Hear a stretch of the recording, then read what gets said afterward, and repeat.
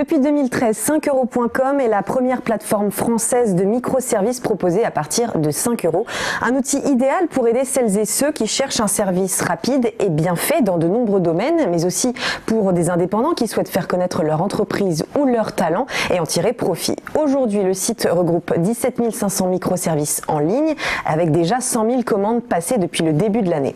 Alors, où en est le développement de cette société et comment a-t-elle traversé la crise du coronavirus? On en parle avec Guillaume Passaglia, cofondateur et directeur de 5euros.com. Bonjour. Bonjour. Merci d'être avec nous. Alors, on va d'abord revenir aux bases de 5euros.com. C'est né d'un concept américain que vous avez habilement développé en France. Déjà 17 500 microservices, je le disais, sur le site. À qui s'adresse-t-il principalement ? Bien écoutez, on s'adresse à tout le monde. Si vous voulez acheter donc un microservice, on s'adresse très bien aux particuliers qui ont besoin d'un petit service comme une petite retouche photo, une traduction de texte ou même refaire un CV. Et on s'adresse aussi aux entreprises qui ont besoin aussi de petits services comme une correction sur un site web ou des choses un petit peu plus importantes comme gérer une campagne sur des réseaux sociaux ou même créer un site web ou une création de vidéo par exemple. À partir du moment où le microservice est en ligne, et donc se fait en ligne, pas de livraison d'objets ou pas de service à la personne, nous on propose absolument tout et nos professionnels sont là pour ça. Donc n'importe qui peut s'inscrire sur le site en tant que vendeur, peut proposer ses services. Comment est-ce que vous vérifiez finalement l'intégrité d'un nouveau vendeur?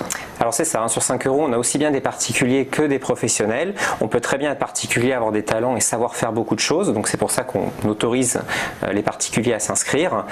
En général c'est pour un complément de revenu, on ne va pas se le cacher. Pour les professionnels, c'est aussi un très gros complément d'activité ou même une activité principale. Nous vérifions absolument toutes les identités avec des documents. On vérifie tout le monde via même une société tierce qui vérifie les documents pour nous. Donc, sur 5 euros, on ne se cache pas, on sait à qui on achète un microservice et on le fait en toute sécurité. Alors contrairement à votre principal concurrent américain, vous ne prenez pas un pourcentage sur les ventes, mais seulement 1 euro, quel que soit le montant de la prestation. Pourquoi vous avez opté pour ce modèle économique ?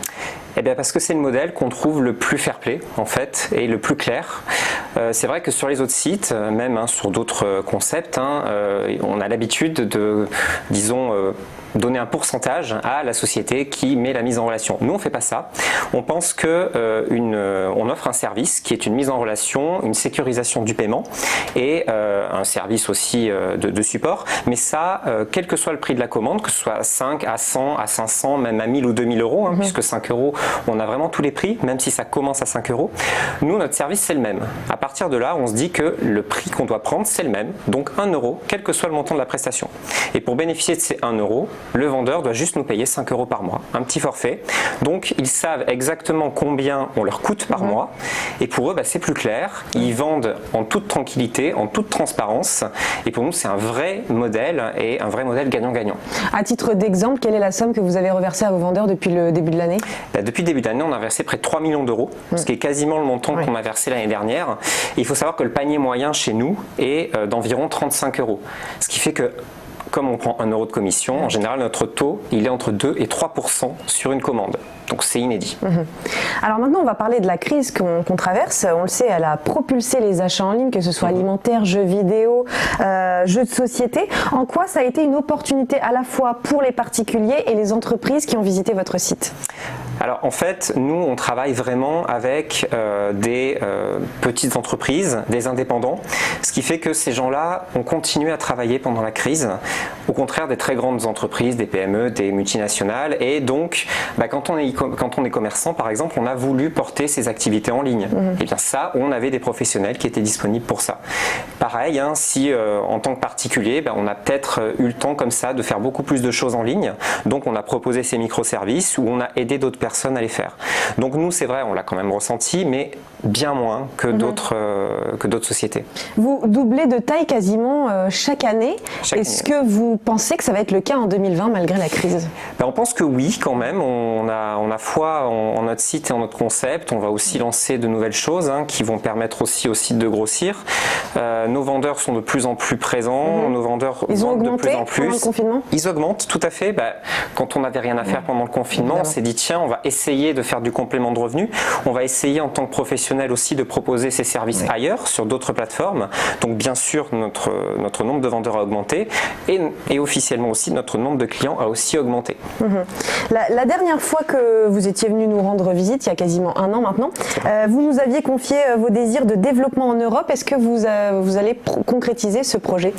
Eh bien, on s'est rendu compte déjà, donc avec la crise, on avait beaucoup de travail à faire en France. En tout cas, on est francophone, hein, donc c'est pas uniquement la France. L'espace francophone est quand même très grand en termes de langue. Je crois que c'est la 5e dans le monde. Donc, on reste en français, on se professionnalise de plus en plus. On lancera bientôt des microservices à partir de plus de 5 €, ce qui permet justement à des professionnels qui étaient un peu frileux de commencer à 5 € d'arriver sur notre marché avec des choses plus intéressantes. Et donc on a encore beaucoup de choses à faire et beaucoup de parts de marché à gagner avant peut-être de partir en Europe, ce qui nous a un petit peu en tout cas freiné. Est-ce qu'on peut dire aujourd'hui que vous contribuez à l'essor des freelances en France?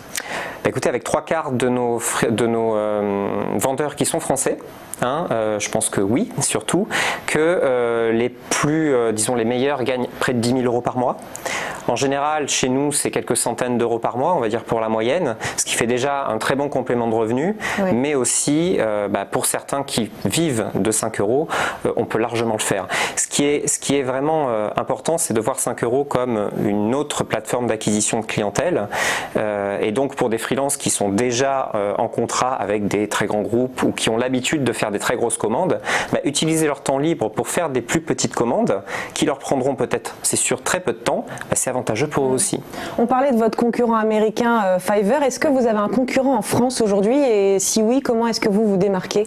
Eh bien non, on n'a pas de concurrent en France, on a beaucoup de plateformes qui proposent du freelancing, mais pour nous on est complémentaires. Comme je disais, on est vraiment, on travaille, je pense, quelqu'un qui travaille chez nous peut très bien travailler sur d'autres plateformes de freelance, où le vendeur va plutôt se louer par exemple à la journée, mais 5 € c'est vraiment différent.